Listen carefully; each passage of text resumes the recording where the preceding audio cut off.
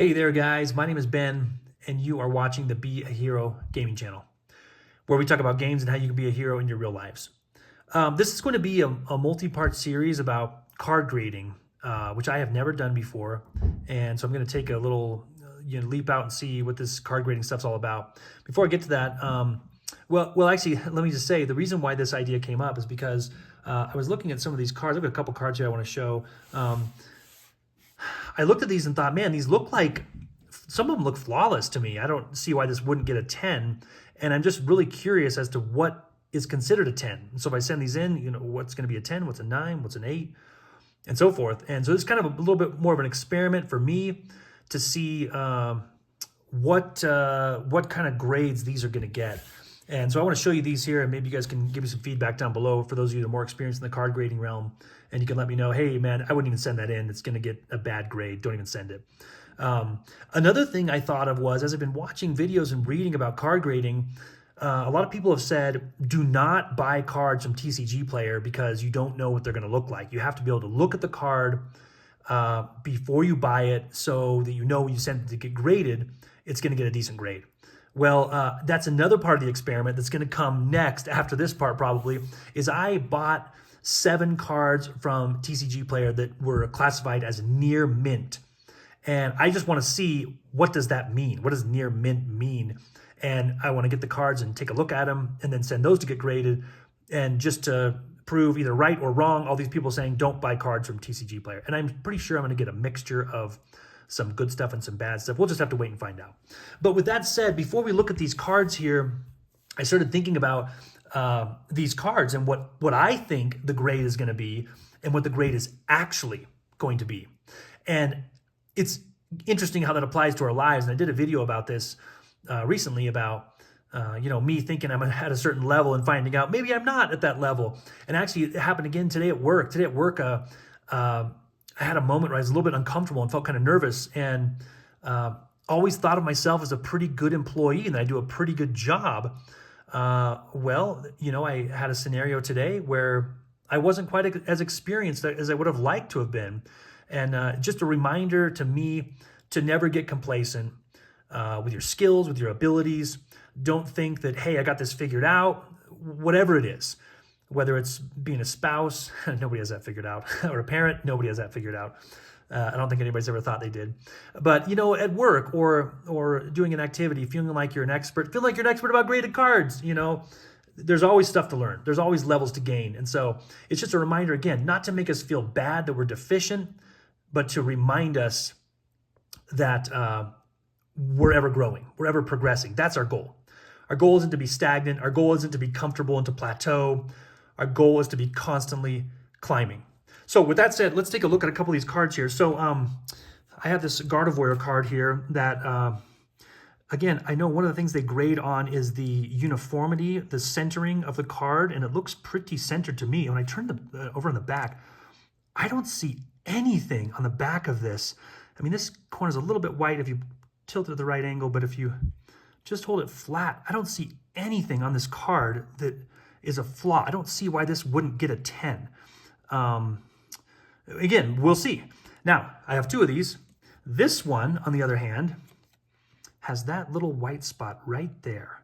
And I don't know if that's a printing defect or that's a scratch or what that is. I know scratching is another thing, and I can't, I kind of try to get it in the light here to see if there's a scratch on these. It's a little harder to tell in this foil here if there's a scratch or not. But, and this is really interesting to send these 2 cards in because, again, both almost perfect with the exception of this one having that little white spot there. So will these get the same grade? Will this white spot one be a little bit less? I don't know. We'll find out. Okay, so again, these are 2 we already had here. And one of the criteria that I use for these is, this might not apply to all these. You guys might say, hey, that's actually not right. I put cards in here that were $15 or more at their current value as of the filming of this video. And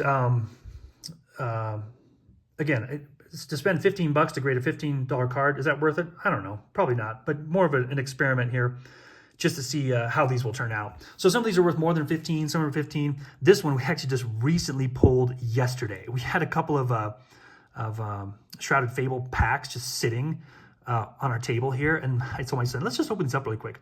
And we pulled this dust skull out of there. Pretty cool.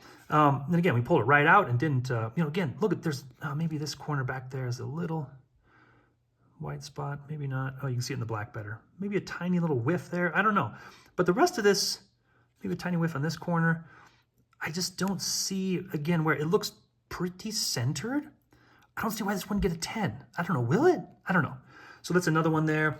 We have a couple more here, a couple more foil cards here that some of these actually we found in boxes we'd opened up, that we'd opened these packs a while ago and forgot we had them. And so we started going through all of our Pokemon cards thinking, do we have any weird cards hidden away in here that we've cracked open and we forgot about them? Again, another card there, but I just don't see why that would not get a 10. The Greninja EX, which this actually comes from a collector box. I don't know what they call them, but you know, the box where they have the Greninja and the two, stage 1 and stage 2 is a couple packs in them. I forget what they call those, but this came out of one of those and had no idea. In fact, I think my youngest son had this card. He got for his birthday or something, and cracked one of those boxes open. Oh, there's a little white spot there, a little printing defect. So again, what's that going to do? This is what I'm curious about. It looks like it's fairly centered, maybe a little heavy on the top border. But this, what is that white dot going to do? Because the corners are good, the edges are good. Is that white dot going to make it a 9? I don't know. We'll find out. This is the Iron Leaves I showed in another video the other day, which pulled out of a Build and Battle box.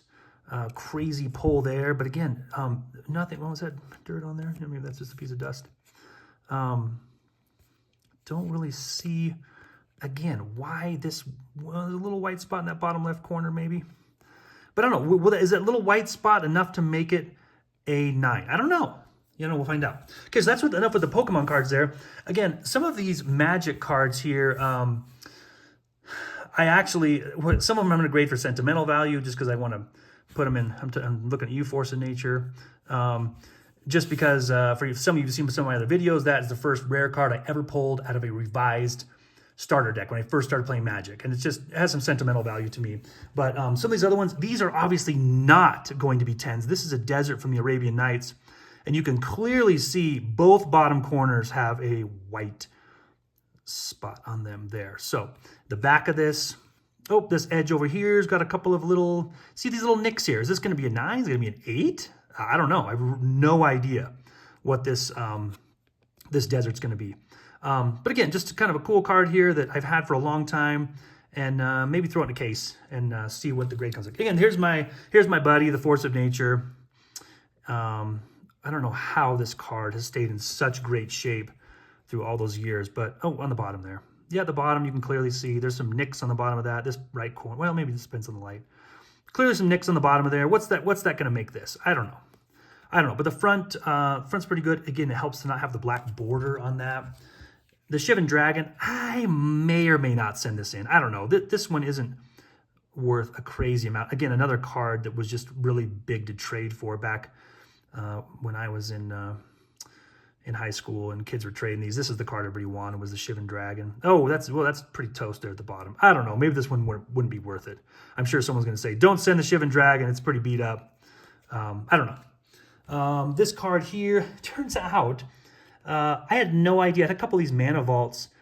Had no idea these were, and I think it's because of bannings and unbannings, this card suddenly became really valuable. This revised Mana Vault, and this, that's the light on this corner over there. It might be the light shining on there. But this Mana Vault is in pretty good shape. It turns out that the 4th edition and 5th edition Mana Vault are worth more than the revised. I could not figure that out, but interesting. Killer Bees, a card from I got a couple cards here from the Legends set. I got the Elven Riders. The Killer Bees are a little bit more valuable than the Elven Riders. And again, a little white spot up there. What's that going to do to the value, the grading of these Killer Bees here?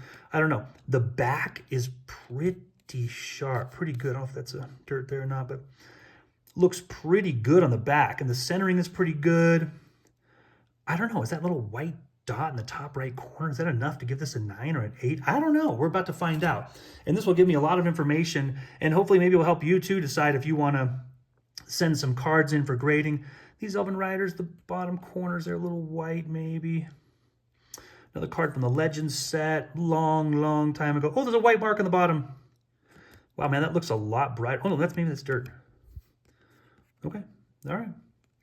Okay, Elven Riders. I've got an Unlimited Rock of Kerr Ridges that is in pretty good shape here. The back, I think, was a little bit... Yeah, the back's got some white on it. You know, someone probably raw dogged this at one point before I got this card. I don't know. And I know the Magic cards aren't quite as slabbable as the Pokemon cards are. Those are a little more, I think, lean towards the collectors, where the Magic cards lean a little more towards the players. The whole bottom of this City of Shadows has a... And man, that looks really pronounced on the camera. That's not quite that white in real life, but you can clearly see, like, that's hold against the black here. Yeah, woo! City of Shadows from the Dark set. Not one of the best of the Four Horsemen, but a good one. Got a couple nicks on the back of that one there. And we have a Tolaria from also the Legend set. A really cool land here. Well, man, that's pretty cute. Look at that on this right side there. That. And again, man, the light makes that so much more pronounced than it looks in real life. So we will see. This Tolaria, this might not even be worth sending in. I don't know. I have heard that if a card gets a low grade, it's almost better if you would not have sent it in. Because it's almost worth more ungraded. Because when you grade it and it gets a low grade, it basically just proves the card's in bad shape. So we'll find out. I don't quite have 20 cards. Most of the grading sites have a 20 card minimum.